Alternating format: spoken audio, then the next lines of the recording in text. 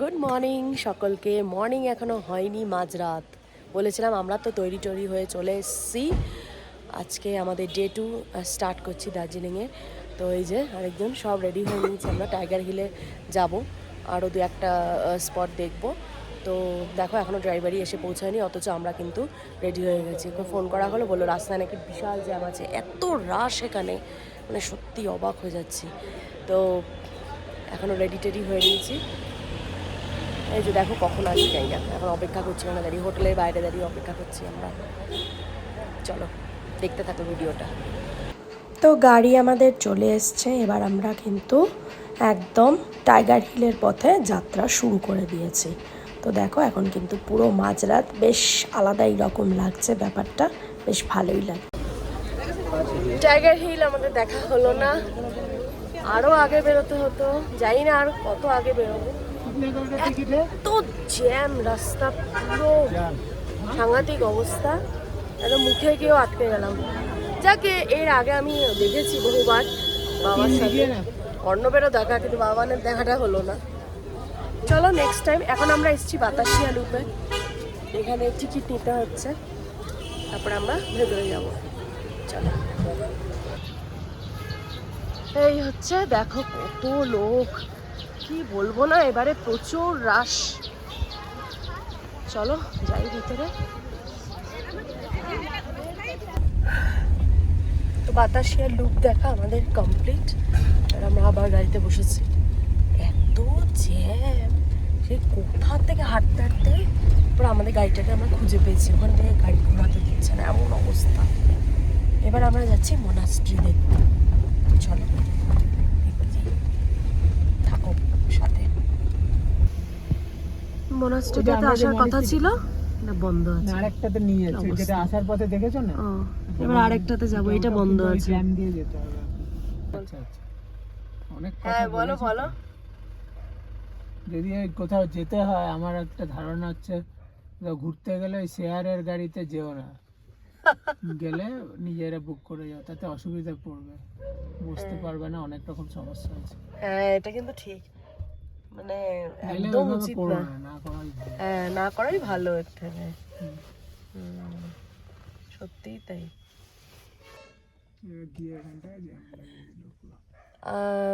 এটা কিন্তু ঠিকই, মানে গাড়ি মানে শেয়ারে যেও না, নিজেরা যাও, গাড়ি বুক করে যাও, নাহলে যেওই না, অনেক রকম প্রবলেম আসে একদম। মানে আমি ছোটোর থেকে এসব করিও নি, আর মানে যাব না তাও বেটার। আর অর্ণবও এসব একদম করে না, যাবো না বাবা, থাকো বাড়িতে, হোটেলে থাকো, তাও মানে শেয়ার করে এভাবে যেও না, বসা নিয়ে ঝামেলা। এই আরেকজন ঘুমাচ্ছে, পুরো অর্ধেকটা জায়গা নিয়ে ঘুমাচ্ছে, এদিকে এক গাদা জিনিসপত্র, অসুবিধাও হয়। যাকে দেখো কীরকম জ্যাম রাস্তায়, দেখতে পেলে তো, প্রচণ্ড অবস্থা খারাপ।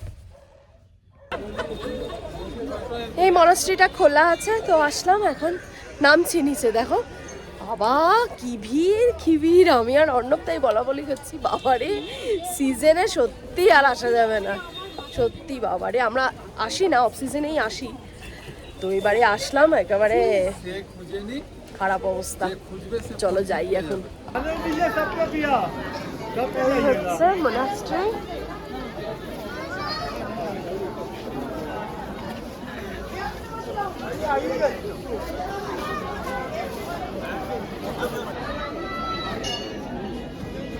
মশালা টি নিলাম আমি আর অর্ণব,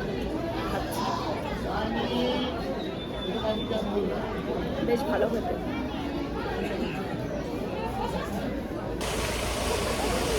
আমরা চলে এসেছি রক গার্ডেনে, অর্ণব গেছে টিকিট কাটতে। এই যে দেখো দারুণ দারুণ, ভেতরে যাব এখন, চলো। অপূর্ব লাগছে, দেখছো দেখো।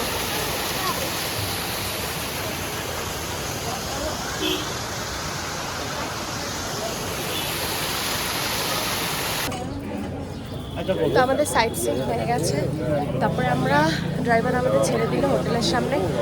হোটেলে গিয়ে আমরা একটু ফ্রেশ হয়ে একটু চেঞ্জ করে আসলাম, গরম লেগে গেছে ভীষণ। আসলাম কোথায়, কেভেন্টিস।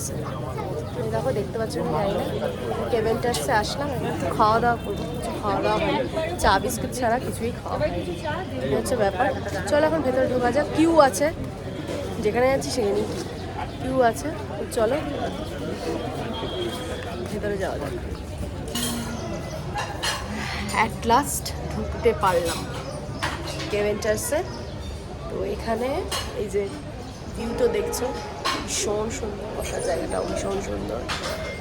আর এ হচ্ছে মেনু দিয়ে গেছে, এখন অর্ডার করবো। কি অর্ডার করলাম তোমাদের সাথে শেয়ার করবো, চলো দেখতে থাকো। চলে এসছে আমাদের ব্রেকফাস্ট, ফিশ অ্যান্ড চিপস, আর এটা একটা চিকেন প্ল্যাটার রয়েছে, সালামি, সসেজ সব রয়েছে এখানে, পোচ দেখতে পাচ্ছ। এটাই আমরা অর্ডার করেছি। আরেকটা জিনিস অর্ডার করেছি, ওটা আসছে।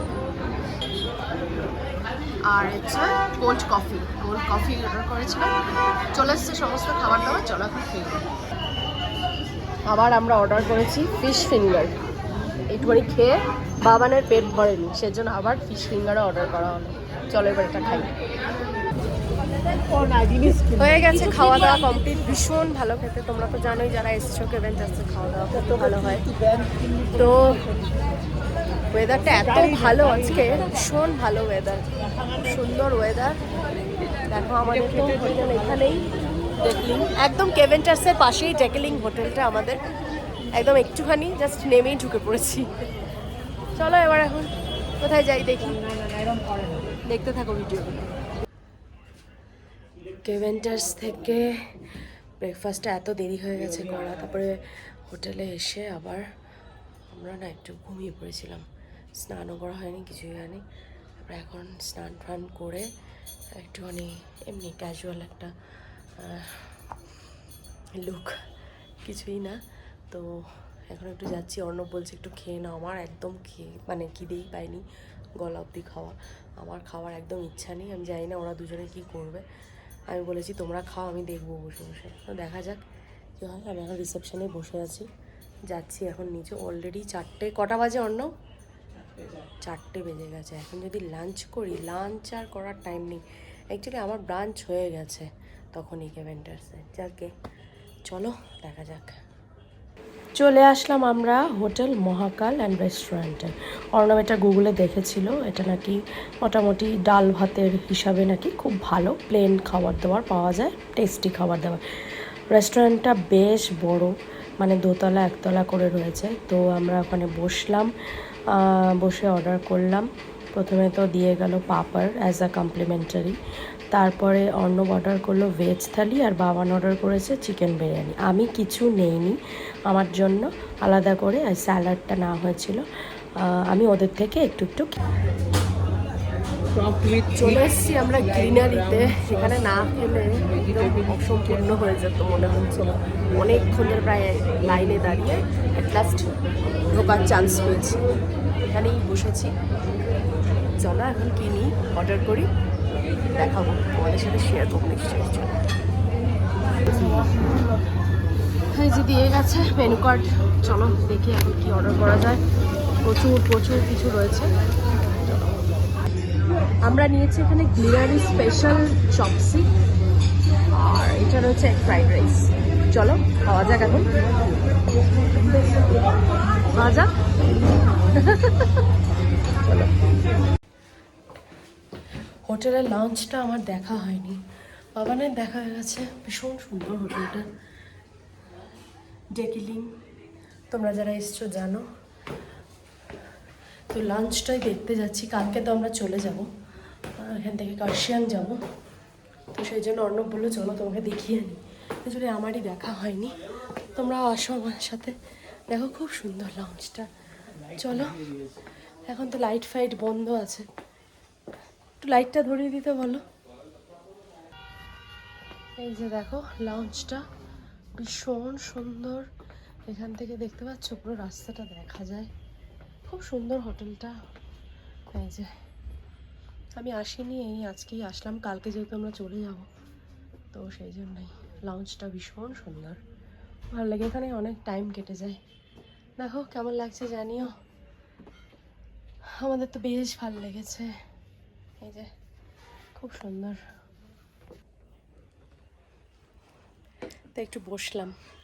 কালকে তো আমরা চলে যাব কার্শিয়াংয়ে, এখান থেকে সকালবেলা 10টার সময় গাড়ি আসার কথা আছে। তারপর কার্শিয়াংয়ে সাইট সিন করে আমরা একদম ঢুকে যাব হোটেলে। চলো এখন গিয়ে তো খেয়ে দিয়ে আসলাম। গিয়ে গ্লিনারিতে খেলাম আজকে, ডিনার করলাম। এবার তো গিয়ে এবারে প্যাকিং করতে হবে, পুরো অগোছালো অবস্থায় রয়েছে। চলো আজকের জন্য টাটা, আবার কালকে সকালে কিন্তু দেখা হবে তোমাদের সাথে। ভিডিওগুলো দেখতে থাকো অবশ্যই।